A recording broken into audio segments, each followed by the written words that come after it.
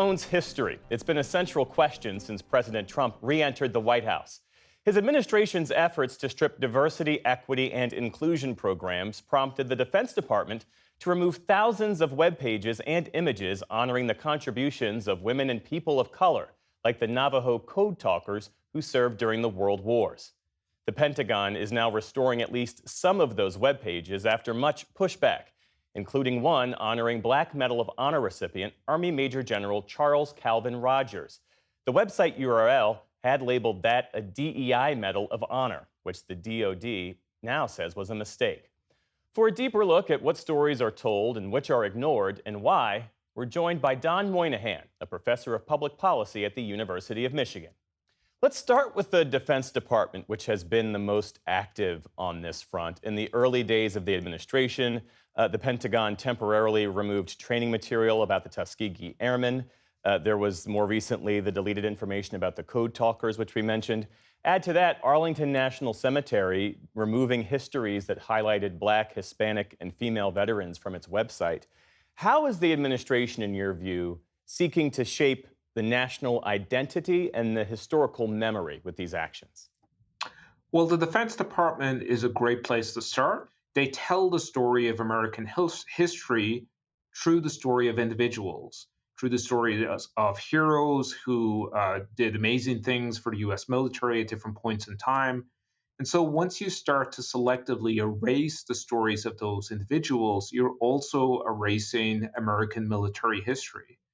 And some of that is incredibly interesting history. If you look at something like the Navajo Code Talkers, where in that case, you can't tell the story of how they were such an advantage during World War II without talking about their identity, because they used their tribal languages to share intelligence in a way that our military enemies could not break.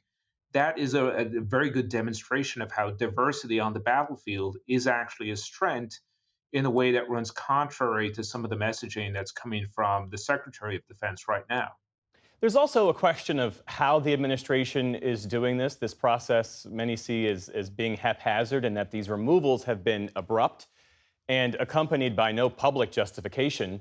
And you could also argue that they have been performed in a way that is clumsy. For instance, the Pentagon removed an image of the Enola Gay, the bomber that dropped the atomic bomb, because it had in its name the word gay. I mean, what are the implications of the process?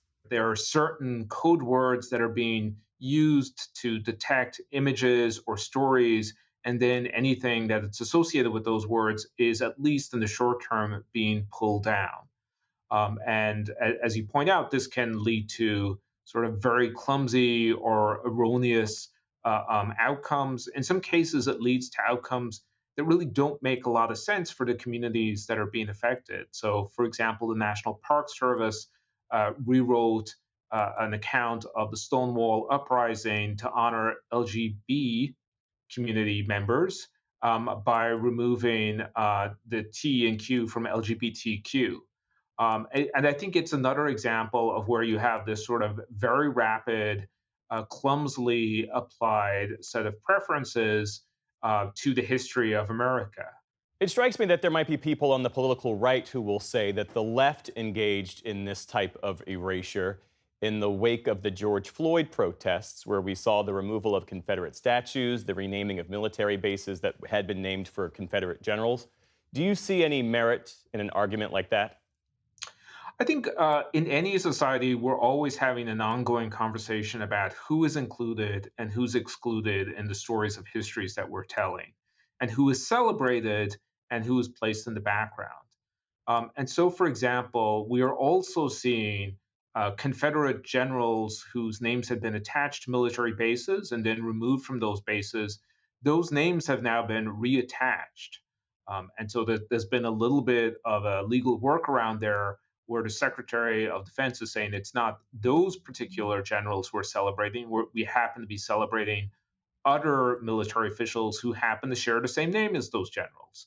I'm not sure that's a very compelling or persuasive explanation, but it does suggest that the Secretary of Defense wants to celebrate some of these Confederate memories and heroes and bring them back to the forefront at precisely the time that he is removing the images and stories of some American citizens that those Confederate generals would not have viewed as full citizens and would not have regarded as being worthy of inclusion in the military.